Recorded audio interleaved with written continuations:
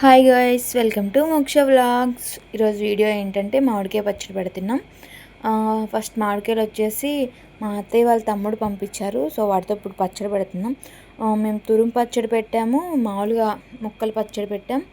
కొన్నేమో ఒక 2 కాయలేమో ఊరబెట్టుకున్నాం, just salt water vinegar వేసి, అంటే స్నాక్ టైప్ తినడానికి. నెక్స్ట్ వచ్చేసి కొంచెం స్లైడ్స్ లాగా కట్ చేసుకొని మామిడికాయలని వాటిని ఒక 3 days ఎండలో పెట్టేస్తే బాగా ఎండిపోతాయి, బాగా పీచులాగా అయిపోతాయి, కరంకరంగా అయిపోతాయి.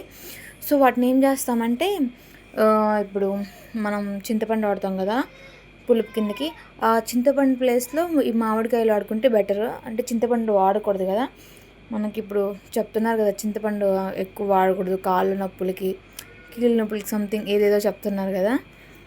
అందుకనేసి ఆ ప్లేస్లో ఇది వాడుకుంటే బెటర్.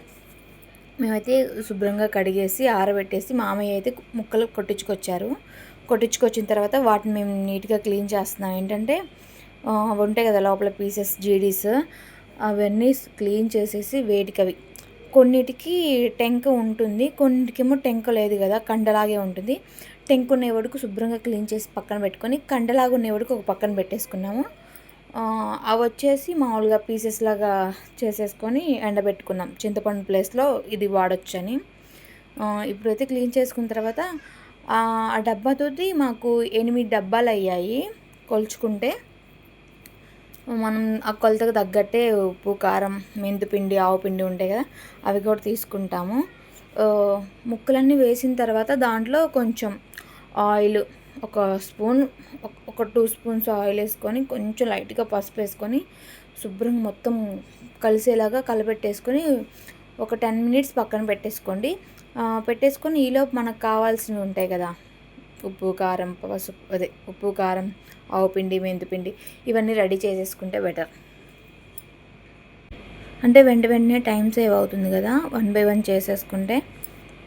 అది శుభ్రంగా నీట్గా ప్రతి ముక్కకి పట్టేలాగా బాగా పైనుంచి కిందాక కలబెట్టేసుకోవాలి.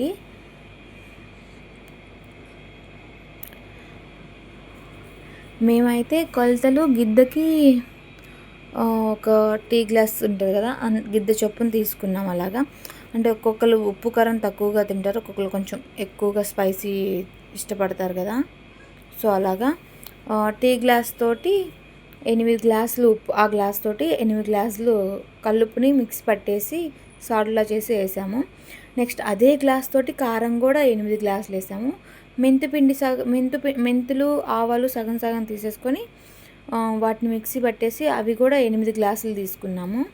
అలా మొత్తం కలిపేసుకుని బాగా ఆయిల్ కొంచెం యాడ్ చేసేసుకొని శుభ్రంగా కలిపేసాము.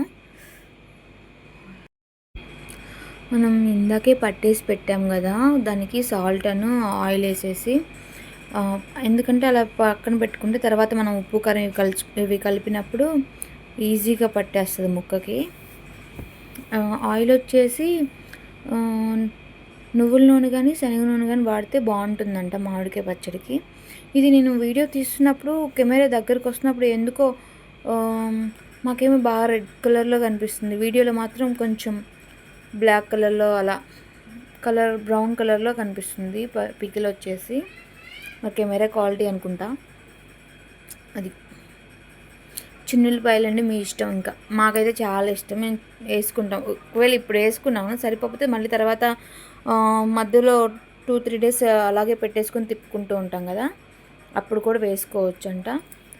లాస్ట్ డే మాత్రం ఒకసారి ఉప్పు కారం చూసుకొని సరిపోకపోతే అప్పుడు కూడా యాడ్ చేసుకోవచ్చు. మేము వేసినవి అయితే కరెక్ట్గా సరిపోయాయి. కొంతమంది ఎక్కువ తింటారు కాబట్టి తినేవాళ్ళు ఉంటారు, తినని వాళ్ళు ఉంటారు. సో అప్పుడు మీరు యాడ్ చేసుకోవచ్చు టేస్ట్ చూసుకొని. డైలీ 1 time అయితే 3 daysలో కలబెట్టుకుంటూ ఉండాలంట. ఇదైతే 3rd day అలా వచ్చింది పికిల్. చాలా బాగుంది, కలర్ఫుల్గా, టేస్ట్ కూడా చాలా బాగుంది. చాలామంది పికిల్ చేసిన తర్వాత అదే బేసిన్లో రైస్ కలుపుకొని తింటారు కదా. నేను చాలా వీడియోస్లో చూశాను, నాకు అవి చూసినప్పుడల్లా నాకు అలా తినాలనిపిస్తుంది. బట్ నేను ఇప్పుడైతే ఫస్ట్ టైం తిన్నాను ఇక్కడ మా ఇంట్లో. అసలు చాలా బాగుంది పచ్చడి, ముక్క అయితే కరెక్ట్గా ఉంది. ఇప్పుడైతే లాస్ట్ టైం పెట్టింది కొంచెం మెత్తగా అనిపించింది నాకు ముక్క.